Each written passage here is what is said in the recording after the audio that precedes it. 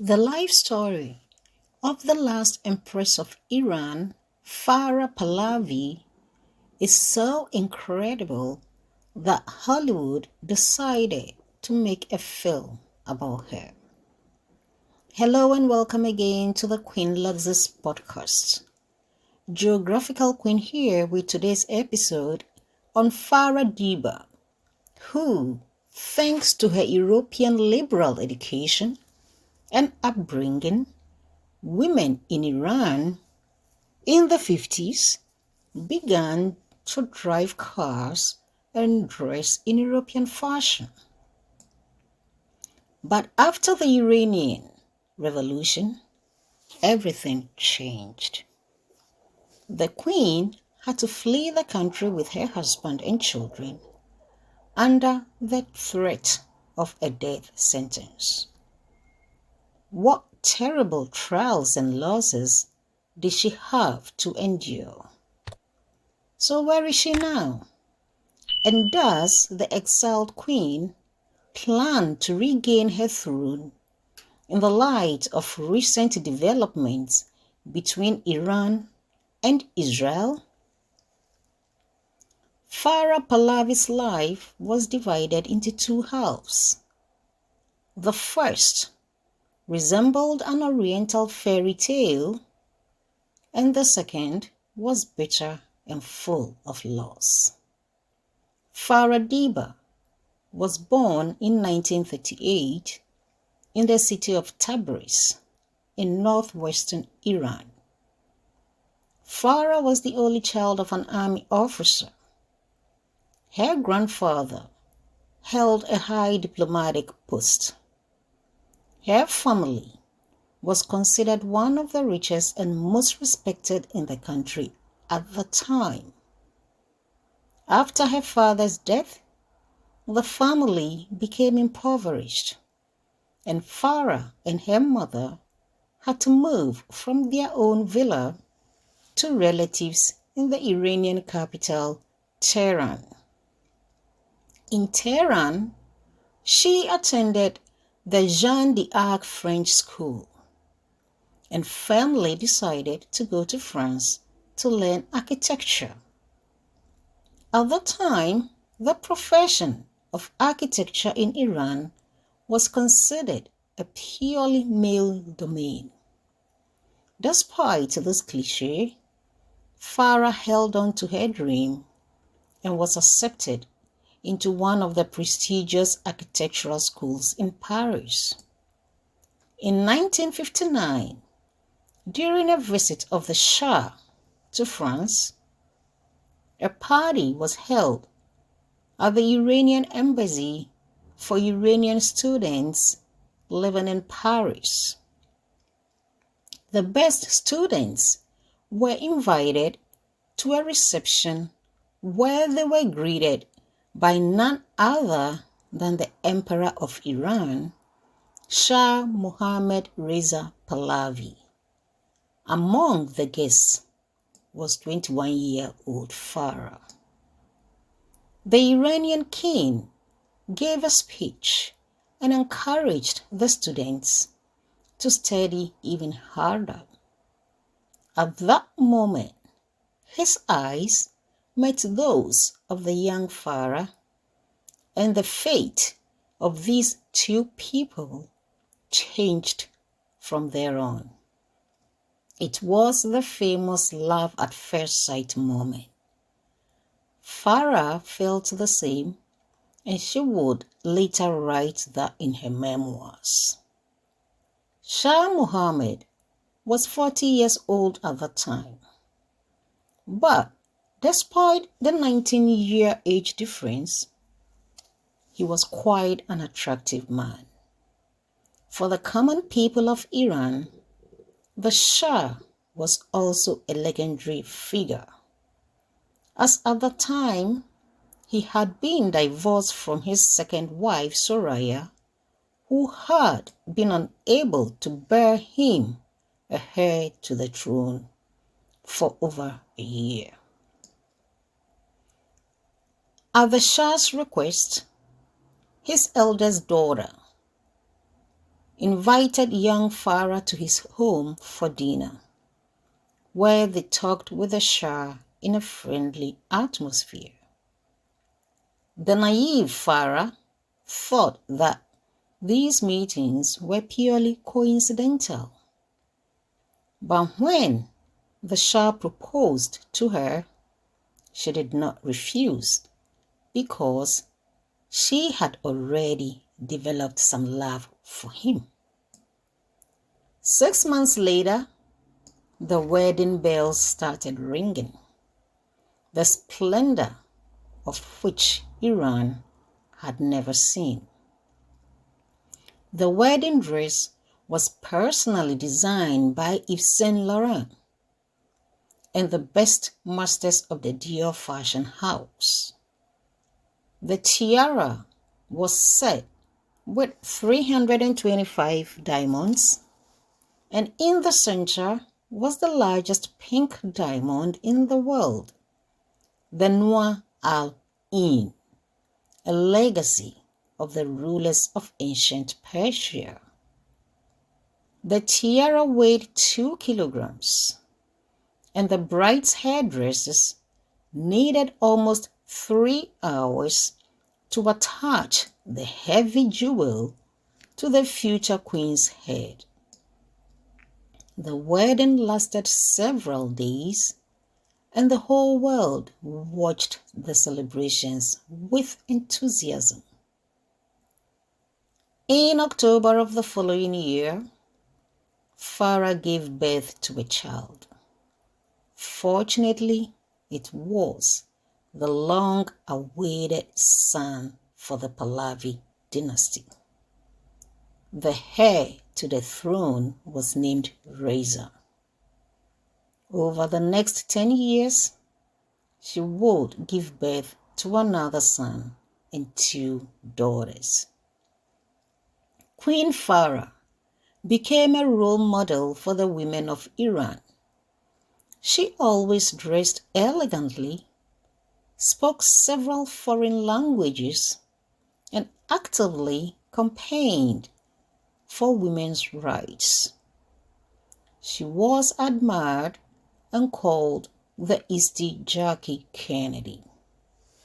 Thanks to her influence, Iranian women began to wear European fashion and drive cars. She even managed to convince her husband to allow the publication of the liberal magazine Playboy in Iran. The people of the country had probably never experienced such Western freedom. The Shah was openly delighted with his wife's activities and courage. He trusted her completely and always took her advice seriously. Finally, in 1967, Shah Mohammed took an unprecedented step and bestowed the title of Empress on Farah. He endowed his wife with the highest powers and the status of a regent, which implied that should the Shah die before his heir to the throne came of age, Farah would have inherited the throne. Such an honor had not been bestowed on a royal wife since the 7th century. However, not all Iranians were happy with Shah Mohammed's policies. The Muslim leader, Khomeini, was among those who believed that the Shah had turned away from traditional values in favor of Western debauchery. Even after Ayatollah Khomeini was exiled from the country, he continued to lead a revolutionary group of followers in exile. These people called on the people to overthrow the monarchy. Despite all the Shah's good intentions, the Emperor of Iran made a very big mistake, for which he had to pay a disproportionate price. In September 1978, a demonstration demanding regime change gathered outside the palace walls. The Shah decided to send soldiers there and gave them complete carte blanche. Fire was opened on the crowd of protesters, resulting in the thousands of casualties.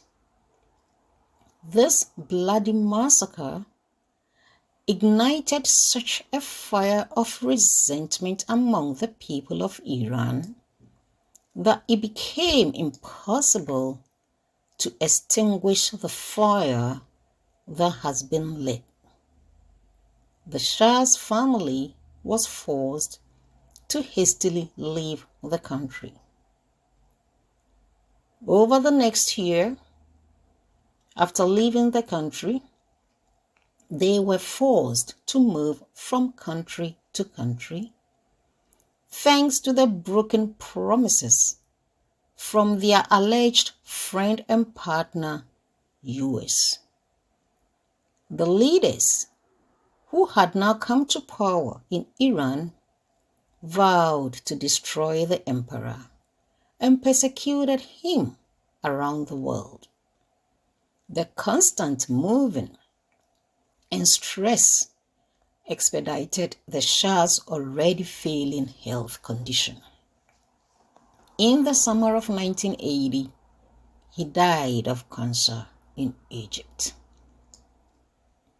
This ended Farah Pahlavi's love life, which had actually shaped her entire marriage life.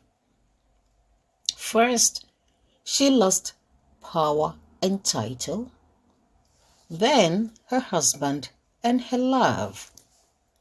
But then, she still had 4 children to take care of. After the death of Shah Mohammed, the then US President Ronald Reagan hypocritically allowed Farah and her children to settle in the United States. She did her best to give her princes and princesses a proper upbringing and good education. She allegedly spent most of the fortune that was left to her from her husband to help Iranian refugees who had fled the Islamic Revolution. After 20 years, Farah Pahlavi decided to tell her life story and the terrible events that took place in Iran.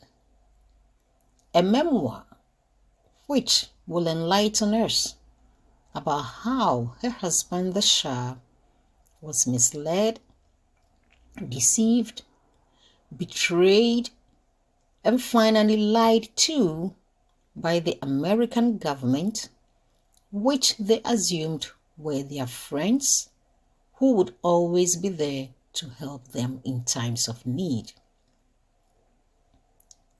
After the last line of her memoirs was written, it turned out that the book was not about politics, but about love.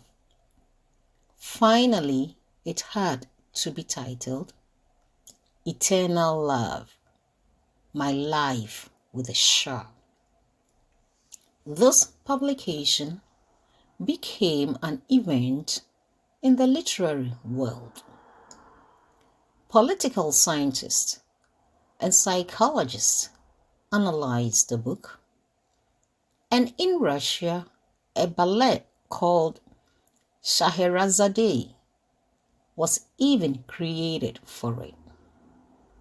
Shortly before the book's publication, her daughter, Lila, died tragically. And in 2011, her youngest son, Ali Reza, also committed suicide due to depression. They could not overcome the enormous stress and depression from their early privileged years. Farah Pahlavi is 86 years old now. She lives alone in the small town of Potomac near Washington. Every year, she visits the grave of her beloved husband in Egypt. On her social media, she covers the problems of her distant homeland. Her eldest son often visits with his wife and 3 granddaughters. Some Iranian immigrants call him Shah because he assumed the title and duties of head of the Pahlavi family after the death of his father. Some Iranian monarchists, mainly the youth, hope for fundamental changes in the country and perhaps the return of the royal family. The Iranian queen has lived in exile for over 45 years now. Many major publications claim that she and her eldest son will challenge the Islamic regime in Iran by establishing an opposition movement. Given the recent developments between Iran and Israel, the royal family may hope to seize the opportunity to perhaps reclaim their throne. Who knows, but maybe Empress Farah will actually live to see this moment and step back onto the ground where she once was so happy with her husband and children. So what do you think about this dramatic life story of Empress Farah Pahlavi? Well, kindly share your thoughts in the comment section below, and thanks for tuning in. I will be back with the next broadcast. Good day.